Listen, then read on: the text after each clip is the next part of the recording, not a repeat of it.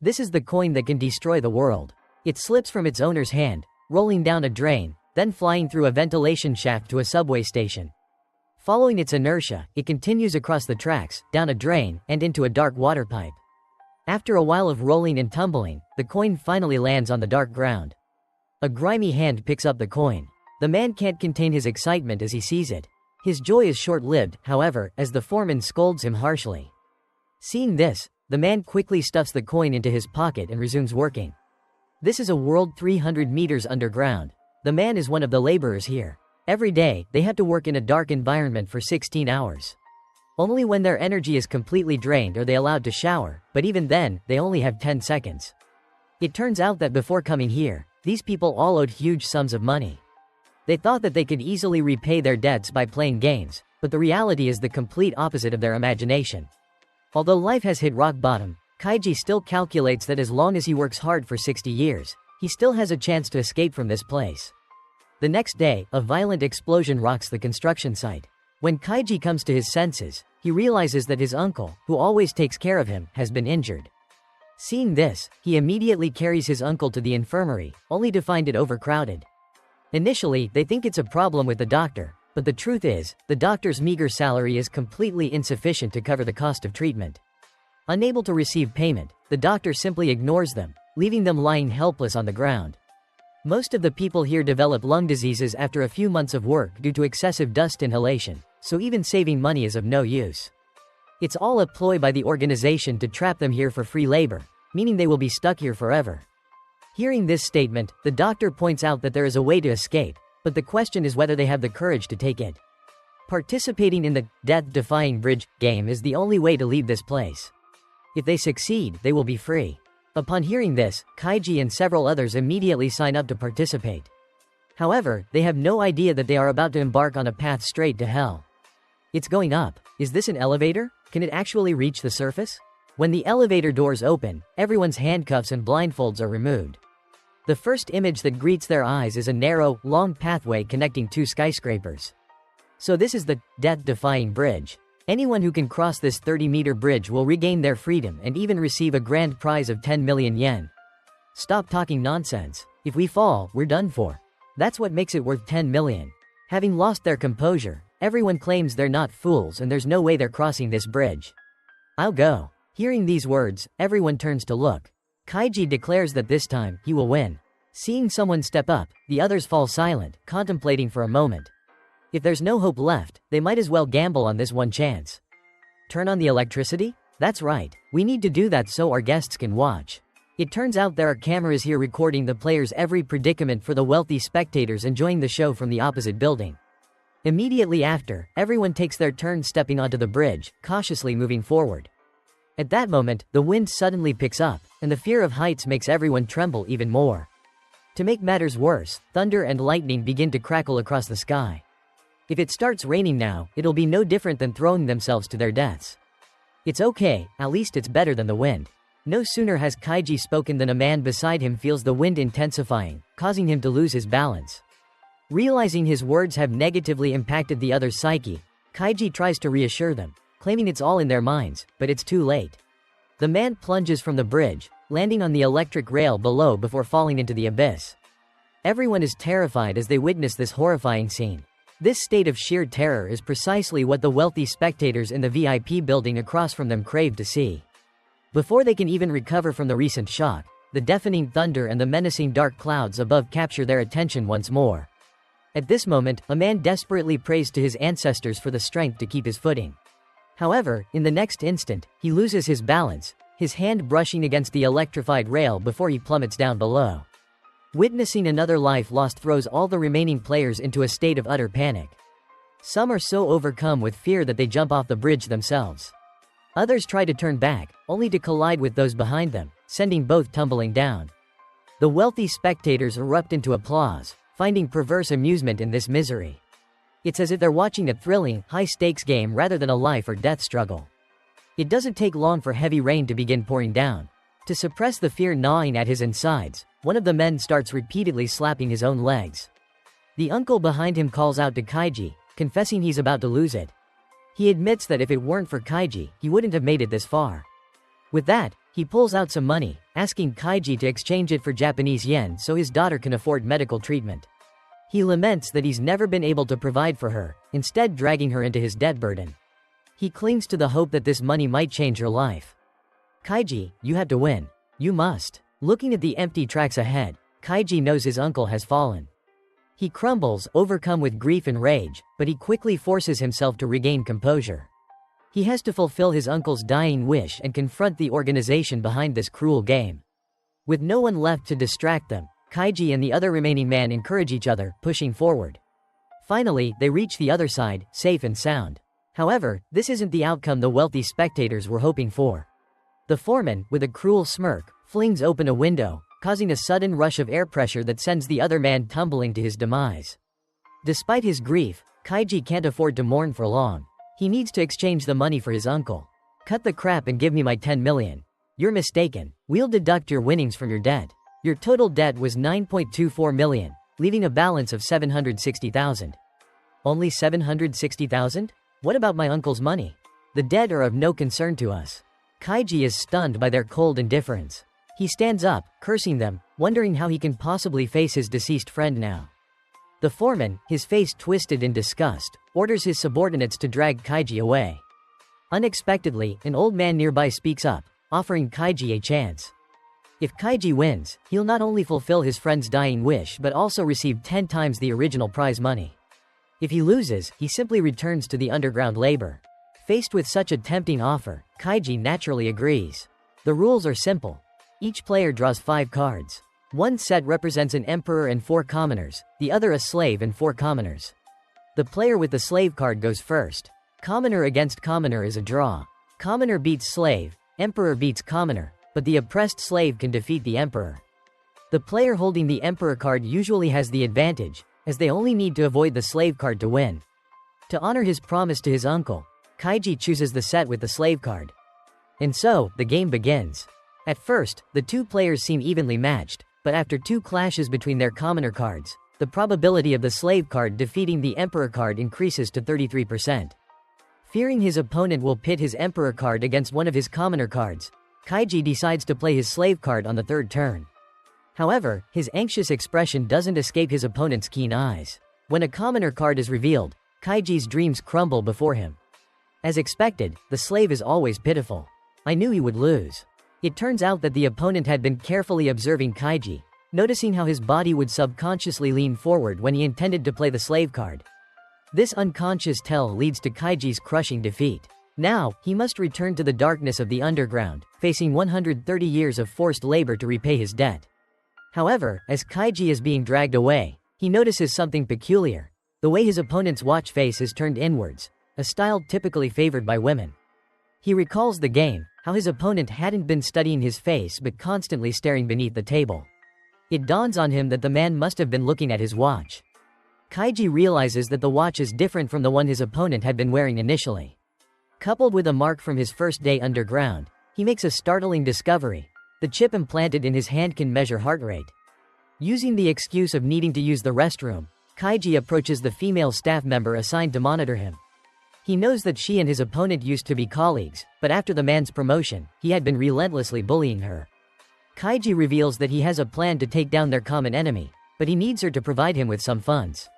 A short while later, Kaiji walks back to the gaming table with 50 million yen, ready for a rematch. He ignores his opponent, instead walking straight towards a mirror and laughing at his own reflection like a madman, mocking himself for his past failures. With a sudden burst of energy, he slams his head against the mirror. Kaiji's plan is revealed. He knows that blood loss causes an erratic heartbeat, rendering his opponent's heart rate reading watch useless. Returning to the table, Kaiji seizes a moment while the organizer is making an announcement to discreetly slip 3 of his commoner cards beneath his foot, leaving only 1 commoner card and the slave card on the table. Next, he intentionally stands up, accusing his opponent of cheating, causing the blood from his forehead wound to splatter onto the back of one of the cards. He then casually wipes it away.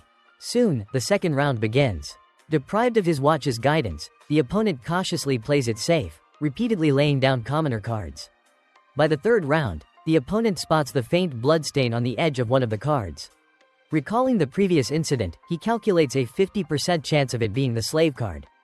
However, unwilling to take the risk, He chooses to stick to his strategy, playing another commoner card. The cards are flipped, revealing yet another draw. He reasons that if the bloodstained card is a commoner, then the other one must be the slave. All he needs to do is play another commoner and victory is assured. In the next round, Kaiji once again presents the bloodstained card. Seeing this, the opponent confidently plays his last commoner card, aiming to finish Kaiji off. However, just as he's about to lay it down, he hesitates. He remembers Kaiji making a move to switch cards before the round started. That card was the slave card. Could both bloodstained cards actually be commoners? The opponent suspects Kaiji is trying to bait him into using up all his commoner cards. With a change of heart, he switches tactics, choosing to play his Emperor card. Kaiji, too bad for you. I see through your little trick. Thank you very much. It's all part of Kaiji's calculated plan. Knowing his opponent's suspicious nature, he anticipates the man noticing his initial card switch. So, he uses the card hidden under his foot to feign another switch, while the cards on the table remain unchanged. 2 commoners and the powerful slave.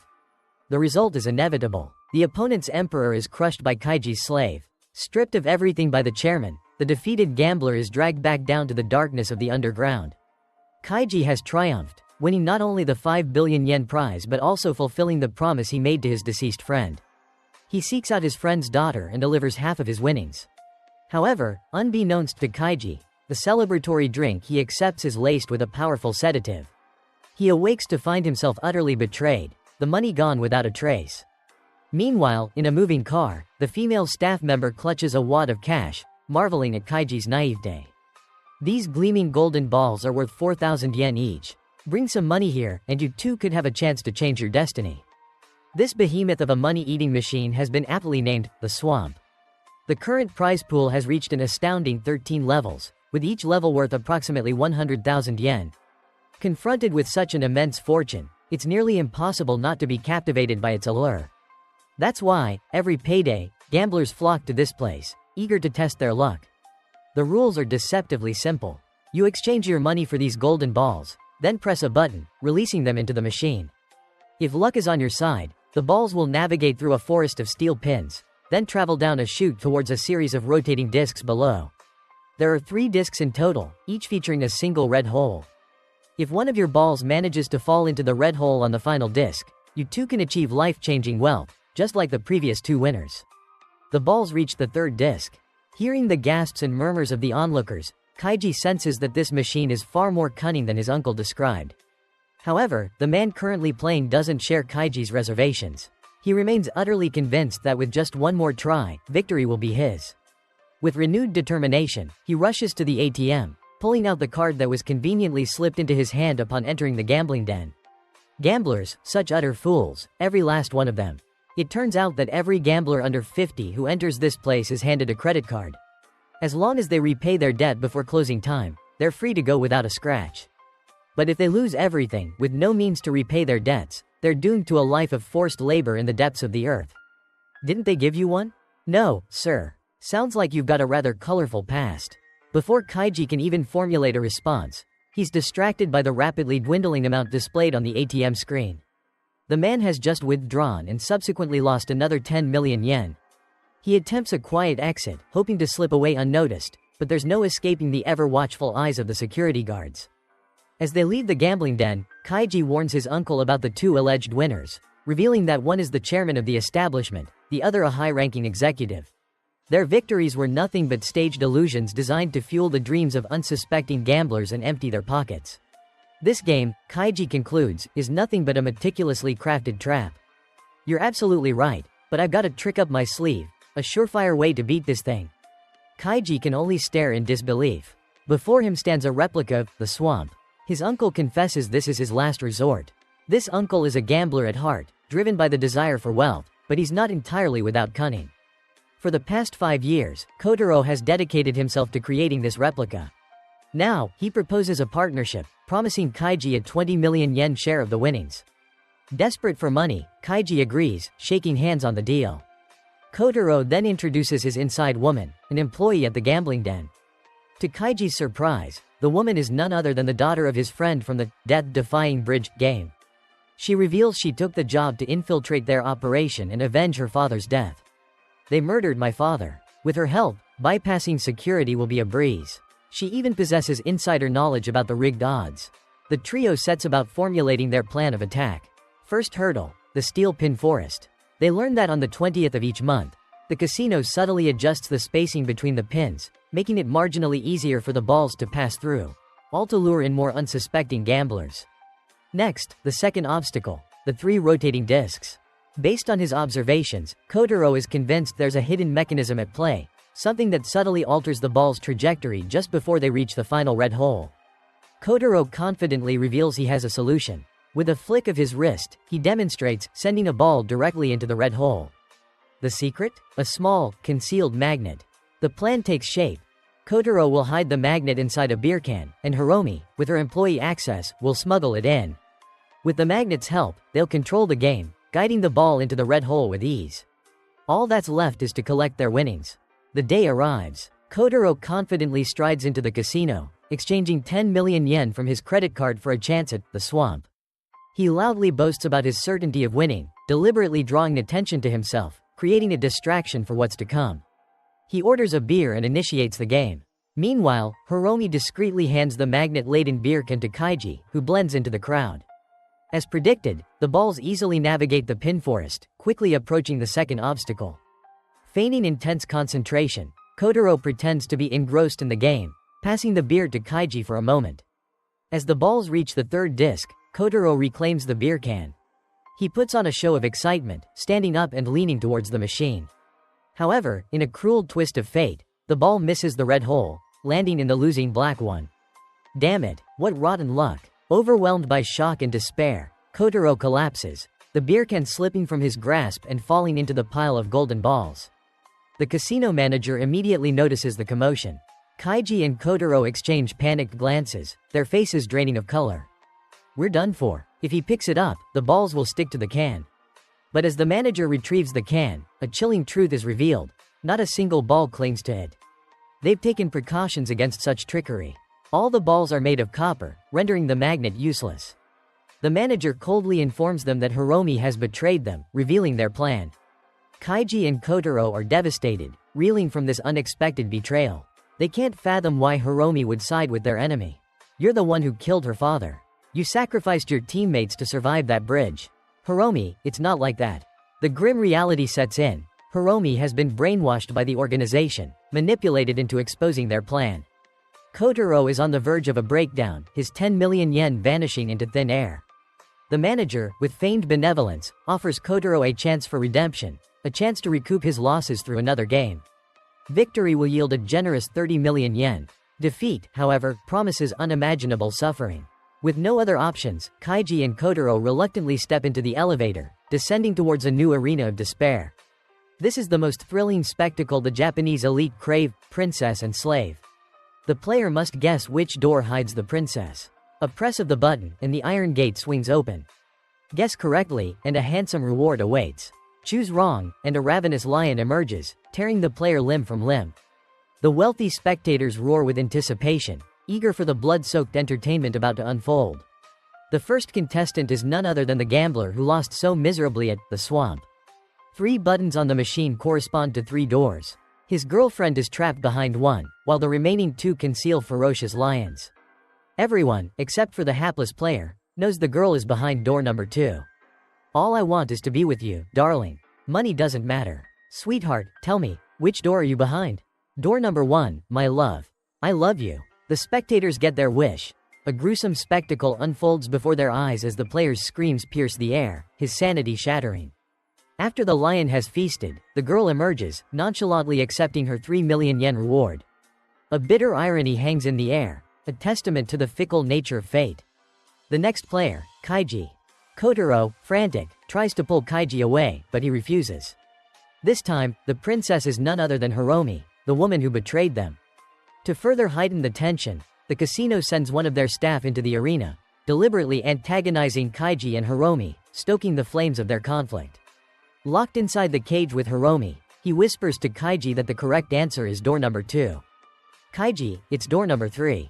If both of them are lying, then the only remaining option is door number 1. Kaiji's head throbs with the weight of the decision, torn between who to trust. Suddenly, a familiar voice cuts through the tension. Turning, Kaiji finds himself face to face with Tonegawa, the man he had mercilessly defeated in the Emperor and Slave card game.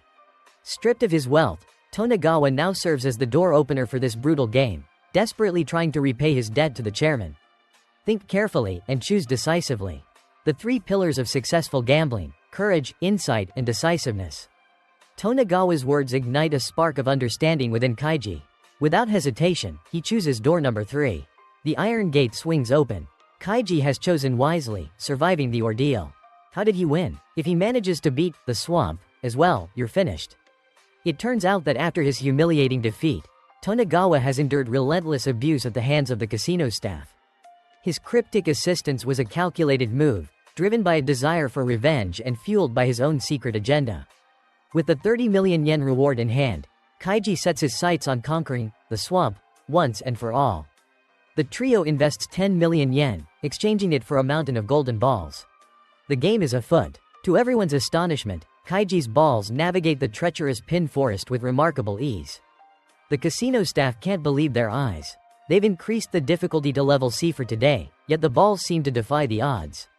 Sensing something is amiss, the manager steps forward, demanding the game be halted. He accuses them of cheating, threatening to confiscate all their balls. Seize them. What in the hell are you talking about?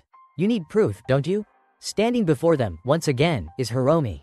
She reveals her double cross. She deliberately befriended them, planting a listening device inside a vase, enabling the casino manager to overhear their plan, disguising themselves as porters to swap out the standard balls for smaller ones.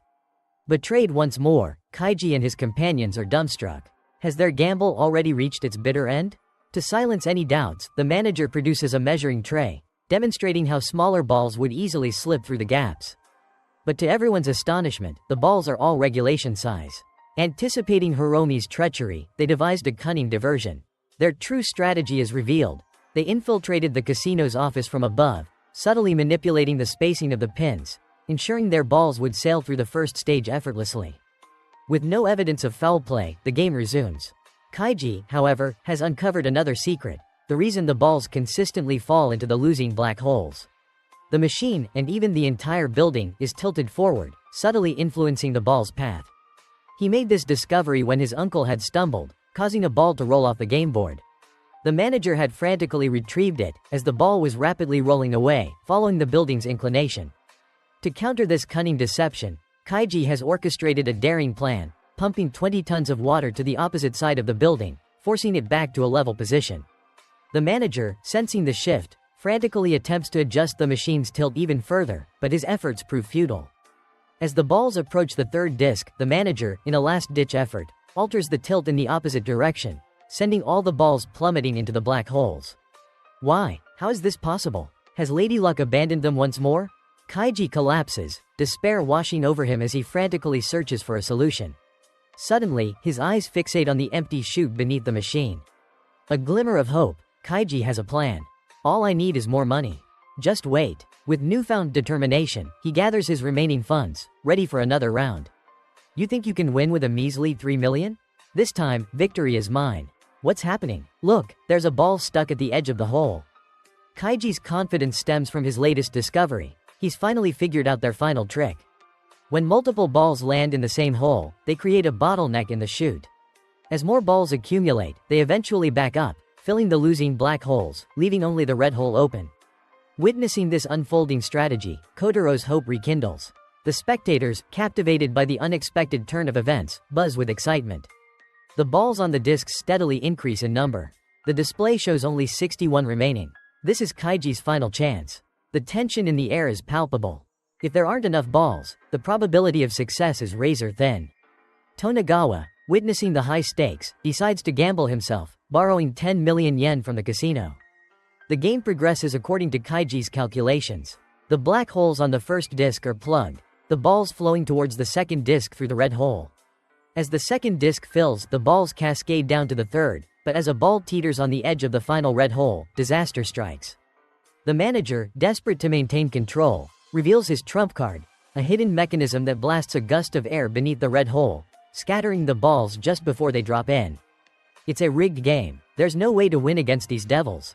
The manager knows that after resorting to such a blatant cheat, no one will ever play the swamp again. But his immediate priority is to crush Kaiji's hopes, by any means necessary. The only remaining path to victory is to completely fill the third disc, but they need a vast amount of balls, and their funds are depleted. This is just a dream, right? It has to be. You've lost, Kaiji. Face reality. Now, get back to your hellhole. As Kaiji is being dragged away, Hiromi steps forward, holding a 10 million yen credit card. Seeing a flicker of hope in his strategy, she offers her funds.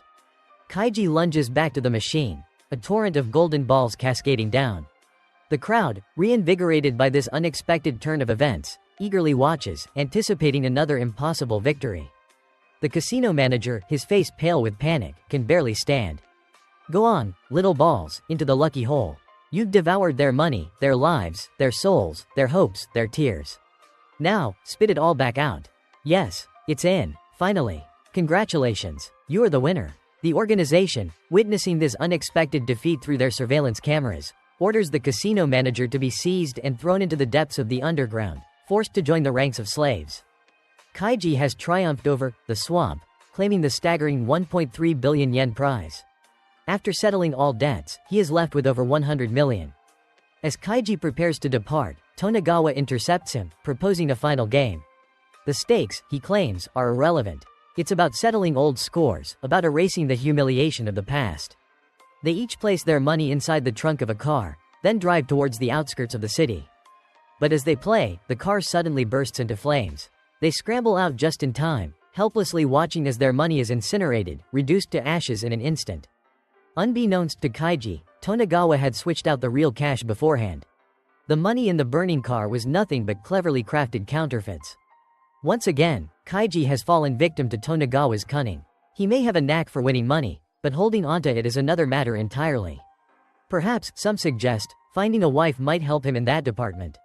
A high-stakes wager is about to unfold, a battle to determine the wealthiest man in Japan.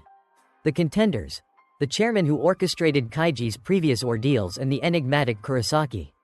The chairman enlists Kaiji's assistance in this monumental gamble, promising a share of the winnings should they prevail. The stakes are colossal. The winner claims the entirety of the loser's fortune. The rules are simple, yet brutal.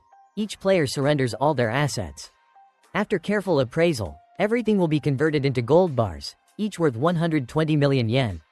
They have 5 hours. Whoever accumulates the most weight in gold wins. The game begins. Both players relinquish their possessions, real estate, businesses, valuables, even the luxury items they wear. Everything is on the line. They each have 3 chances to spin a wheel, determining the category of assistance they'll receive. The first category: friends. Kurosaki's supposed friends arrive in droves, but their demeanor betrays a less than genuine camaraderie. Kaiji quickly realizes these are not friends but Kurosaki's employees, coerced into contributing or facing unemployment. The chairman's side paints a more somber picture. An antique expert offers what he claims to be valuable ivory and coral, but upon appraisal, it's revealed to be unregistered, ineligible for conversion to gold. To make matters worse, another supposed friend, who had promised support, is nowhere to be found. He eventually appears, but with a crushing betrayal. The gold he brings is not for the chairman, but for Kurosaki. It turns out that Kurosaki had paid a visit to the chairman's friend beforehand, exposing his embezzlement scheme. Faced with financial ruin, the man had no choice but to betray his longtime friend, offering his allegiance to Kurosaki. The second spin of the wheel: investors. A bank had pledged a 1 billion yen loan, but they now deliver a measly 30 million. The situation grows increasingly dire. Even the banks have abandoned them. The first weigh-in arrives. Both players step onto their respective scales. The chairman, despite starting with a seemingly insurmountable advantage, now finds his lead shrinking as Kurosaki's gold rapidly accumulates. The final spin: family. Enter Kurosaki's wife, a woman he married just 3 days prior.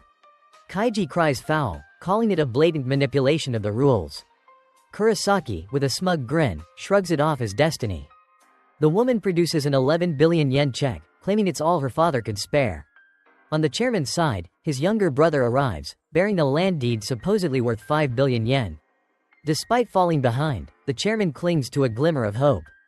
However, the appraisal reveals a devastating truth: the land is only worth a single gold bar.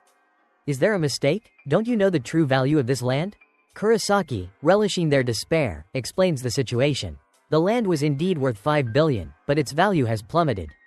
A few days ago, a company announced plans to construct a waste processing plant nearby, rendering the land practically worthless, a mere 120 million yen. The mastermind behind this scheme, Kurisaki's father. At this moment of despair, the chairman's secretary arrives, seemingly offering support. But a shocking revelation unfolds. The secretary is the chairman's illegitimate son, harboring a deep-seated resentment for being abandoned. His mother had died giving birth to him, fueling his desire for revenge. He had infiltrated the chairman's life, patiently waiting for the opportune moment to strike. The secretary produces a renowned painting, pledging his allegiance to Kurosaki. "I will destroy you. Your name, your reputation, everything." As the painting is taken for appraisal, Kurosaki mocks the chairman, confident that this masterpiece will add another 100 million yen to his side. Moments later, the appraiser returns, delivering a crushing blow. The painting holds only sentimental value. The frame, however, can be exchanged for half a gold bar. The chairman, however, remains unfazed. "When his mother was pregnant, my father gifted her that painting." He reveals the truth. Upon learning of the pregnancy, the chairman had painted the picture, depicting their idealized future together. But tragedy struck, and the woman died during childbirth. For years, the chairman had searched for his son, but to no avail. To protect the memory of his lost love, he had fabricated a story, claiming he had purchased the painting for an exorbitant sum from a renowned artist. Kurosaki, enraged by this unexpected turn of events, dismisses the secretary with a venomous glare. As the secretary departs, he picks up a single coin, tossing it onto the chairman's scale. The second weigh-in commences. Kurosaki's scale now clearly outweighs the chairman's. The difference, a staggering 10 billion yen. Magnificent. The tide has turned. The game enters its final stage. The spectators now hold the power. They will cast their votes, each represented by a numbered gold coin. If the player they choose emerges victorious, they will double their winnings. Naturally, everyone gravitates towards Kurosaki, the current frontrunner. The chairman's situation looks increasingly grim. Kaiji realizes that if this trend continues, the gap will become insurmountable. He decides to fight tooth and nail, refusing to accept defeat. The night before the final weigh-in, Kaiji approaches the chairman, requesting a loan of 1 billion yen, a contingency plan for a desperate gamble. The chairman grants his approval. Kaiji summons someone to deliver the billion yen he had entrusted to the chairman before the game began. He is about to participate in a game called Dream Jump. 10 players, each wearing a number and a safety harness, will stand atop a platform hundreds of meters high. When the countdown ends, they will all jump. However, only one of the 10 harnesses is connected to a lifeline. 9 players will plummet to their deaths, their bodies mangled beyond recognition. If Kaiji wants to earn 10 billion yen in 30 minutes, he has no choice but to participate in this deadly game. He must choose one number, one lifeline out of 10. The backstage staff urges him to hurry, the pressure mounting. At that moment, Kaiji's friend bursts into the staging area, frantically shouting and gesturing. Despite the noise and distance, Kaiji tries to decipher her frantic signals. Based on her lip movements, he believes she's indicating either number 9 or 10. Time is running out. Kaiji holds the number 10 placard. The backstage staff, a malicious grin spreading across his face, makes a phone call, informing Kurosaki that Kaiji's demise is imminent. Kurosaki, upon receiving this news, brims with renewed confidence. The final weigh-in arrives. Kurosaki, brimming with arrogance, declares his victory a foregone conclusion. The chairman, unable to bear the weight of this impending defeat, collapses.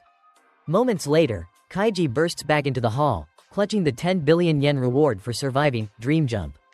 "You chose the wrong harness. How are you still alive?" Days ago, anticipating Kurosaki's treachery, Kaiji had formulated a counterplan. To ensure his survival, he had instructed the chairman's secretary to cut the power to the control room, preventing the staff from switching the safe number at the last moment. With that taken care of, one question remained: how to determine the correct number. The answer lay in the discarded betting slips from the previous round of Dream Jump. Kaiji's friend had rummaged through the trash, meticulously collecting the discarded slips, searching for the missing number. After carefully arranging them, a pattern emerged. Only number 9 was missing, indicating that it had been the safe number in the previous round. She had rushed to the staging area, frantically trying to signal Kaiji, but the distance and noise made it impossible for him to hear.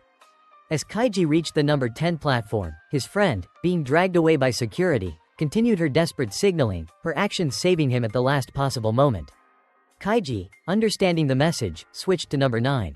He survived the fall, earning the 10 billion yen reward. Kurosaki, his face contorted in disbelief and rage, drags Kaiji to a clock. The game is over, he screams. Even if you bring a mountain of gold, it's useless now.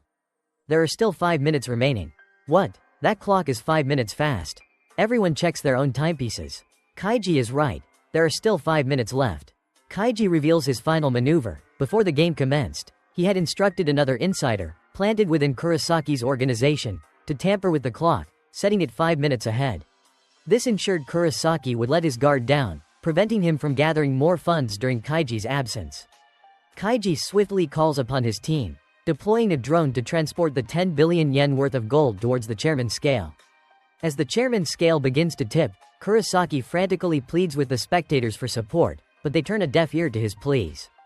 Kotaro, leading the charge, hurls his remaining money onto the chairman's scale. The other spectators, inspired by Kaiji's tenacity, follow suit, showering the scale with their own funds. A golden downpour ensues. The game reaches its climax, the final weigh-in. With the chairman incapacitated, Kaiji takes his place on the scale. The sheer weight of hundreds of billions of yen worth of gold causes both scales to sway precariously. Initially, it seems Kurosaki has triumphed, his scale holding a slight advantage. But just as the announcer prepares to declare Kurosaki the victor, the coins from the tampered clock slide off, landing on Kaiji's side. The scales teeter once more. Kurosaki, panic etched across his face, protests, claiming the coins shouldn't count. However, the rules are clear: any addition of weight within the allotted time is valid. The tension is almost unbearable. However, despite the added weight, Kaiji's scale still falls short, lighter by the smallest of margins. Just as all hope seems lost, another coin, loosened by the clock's shifting weight, falls onto Kaiji's side. Victory is snatched from the jaws of defeat. The decisive coin, the one tossed by the secretary Kurosaki had so carelessly dismissed. Stripped of his wealth, Kurosaki is dragged away, destined for a life of servitude in the underground. The time for reward arrives. Each participant who contributed to the chairman's victory receives a suitcase filled with cash. Only 2 suitcases remain, one large, one small. Kaiji's friend gestures for him to choose first. I almost died back there, so I'm taking the big one. His friend takes the remaining suitcase and departs. Kaiji heads to a restaurant, ordering a feast to celebrate his hard-won victory. The waiter, however, mistakes him for a penniless freeloader. Don't worry, Kaiji chuckles, this time, I'm loaded. As the waiter refills his beer, Kaiji excitedly opens his suitcase, only to find it filled with nothing but bottles of mineral water. The realization hits him like a ton of bricks: he's been tricked again. Kaiji, despite his cunning and tenacity, remains cursed by misfortune, his pockets as empty as ever.